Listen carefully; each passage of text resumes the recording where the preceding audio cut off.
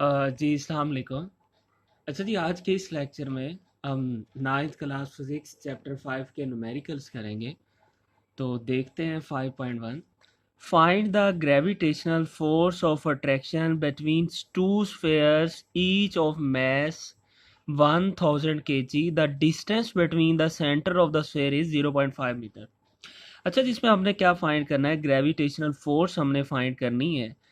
और इसमें हमारे पास जो स्फेयर्स का मैस है ना, मतलब दो स्फेयर हैं और हर एक स्फेयर का जो मैस है वो हमारे पास 1000 kg है। और उसके दरम्यान डिस्टेंस भी हमें गिवन है। दो स्फेयर्स के दरम्यान जो डिस्टेंस है वो भी हमारे पास गिवन है। तो चलें देखते हैं इसमें कि हमारे पास गिवन डाटा क्या है और इसे हमने सॉल्व कैसे करना है। तो चलें देखते हैं। अच्छा, ये हमारे पास 5.1 है। इसमें दो मत इसमें दो स्फेयर्स का हमें मैस गिवन था ना। तो m1 हम 1000 ले लेंगे और m2 हम 1000 ले लेंगे। और इसमें डिस्टेंस हमारे पास गिवन है 0.5 मीटर। हमने क्या फाइंड करना है, ग्रेविटेशनल फोर्स फाइंड करनी है। ठीक है जी। अच्छा जी, अगर हमने ग्रेविटेशनल फोर्स फाइंड करनी है तो उसका फॉर्मूला हमारे पास ये होता है, F is equal to G m1 m2 divided by D square. D को आप आर भी लिख सकते हैं, डिस्टेंस को आर के साथ भी लिख सकते हैं और डी के साथ भी लिख सकते हैं, दोनों ही ठीक है। अच्छा, ये कैपिटल जी की वैल्यू, ग्रेविटेशनल फील्ड की वैल्यू आपको याद रखनी है। ये आपको गिवन नहीं होगी, ये आपको याद करनी पड़ेगी। तो इसकी वैल्यू क्या है, 6.67 मल्टीप्लाई 10 रेज की पावर -11। ये हमने जी की वैल्यू लिख दी। m1 हमारे पास क्या गिवन है, 1000, और m2 की भी हमारे पास गिवन है 1000। ये वैल्यू हमने पुट कर ली। अब d का स्केयर क्या है, d हमारे पास गिवन है 0.5। अब हम क्या करेंगे, ऊपर वाली, अब 1000 का मतलब क्या होता है, 10 रेज की पावर 3। और इस 1000 का मतलब भी क्या होगा, 10 रेज की पावर 3। अगर 10 रेज की पावर 3 इसकी जो है और 10 रेज की पावर इसकी जो है, इन दोनों को मैं ऐड करूंगा तो वो मेरे पास आ जाएगा 10 रेज की पावर 6। ठीक है जी। और 0.5 का अगर आप स्केयर लेंगे तो वो 0.25 आ जाएगा। तो मैं क्या करूंगा, ये जो 10 वाली टर्म्स हैं जिनकी पावर है, इसको हम एक साइड पे कर लेते हैं। और ये जो 6.67 डिवाइडेड बाई 0.25, इन दोनों को हम डिवाइड कर लेते हैं। तो क्या आ जाएगा, 26.68 आ जाएगा। ठीक है जी। और 10 रेज की पावर -11 और 10 रेज की पावर 6, इनको अगर हम देखें, सिंप्लीफाई करें, तो हमारे पास क्या आएगा, 10 रेज की पावर -5। वो इस तरह आएगा कि -6 में जब -11 में जब +6 होगा ना तो -5 आ जाएगा। अच्छा जी, अब आप ये देखें, हमारे पास 26.68 आया है। ठीक है।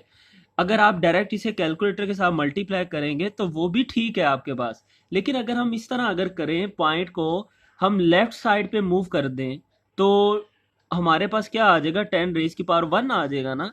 तो अब हम क्या करेंगे, 2.668 इसी तरह आ जाएगा। और 10 रेज की पावर -5 में जब 1 ऐड होगा तो 10 रेज की पावर-4 आ जाएगा।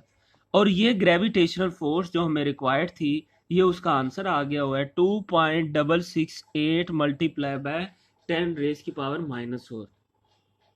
ठीक है जी। अब हम चलते हैं अपने न्यूमेरिकल 5.2 की तरफ। तो 5.2 में हमारे पास क्या है, हमने इसमें फाइंड क्या करना है। तो ये अब थोड़ा हम देख लेते हैं कि हमने इसमें क्या करना है। तो इसको चलें देखते हैं। The gravitational force between two identical lead spheres kept at a 1 meter apart is 0.006673 Newton. Find their masses।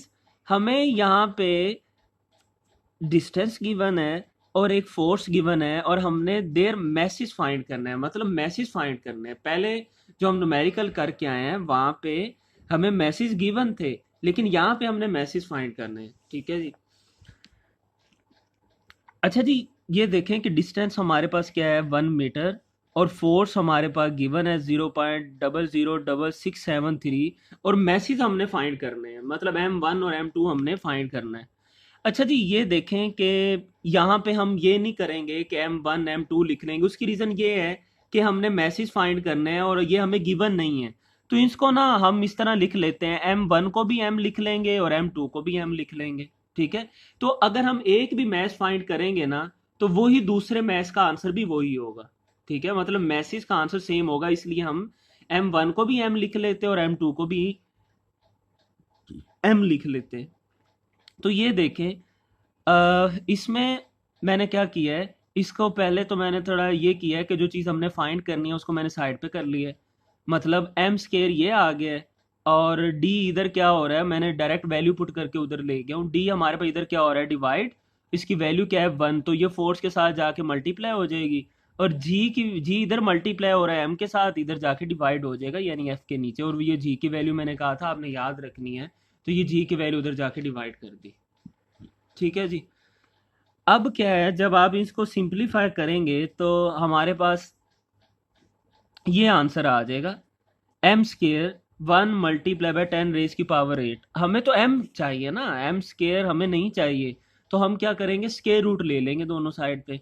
ये स्केयर रूट टू टू से कैंसिल आउट हो जाएगा। इसका हम कैलकुलेटर पे अगर हम स्केयर लेंगे तो 1 मल्टीप्लाई बाय 10 रेज की पावर 4 आ जाएगा। और यही आंसर है, दोनों मैसेज का यही आंसर है, जो कि क्या है हमारे पास 1 मल्टीप्लाई बाय 10 रेज की पावर 4। तो ये भी हमारा सॉल्व हो गया। अच्छा जी, अब हम चलते हैं 5.3 की तरफ। 5.3 में हमने क्या करना है, find the acceleration due to gravity on the surface of the Mars.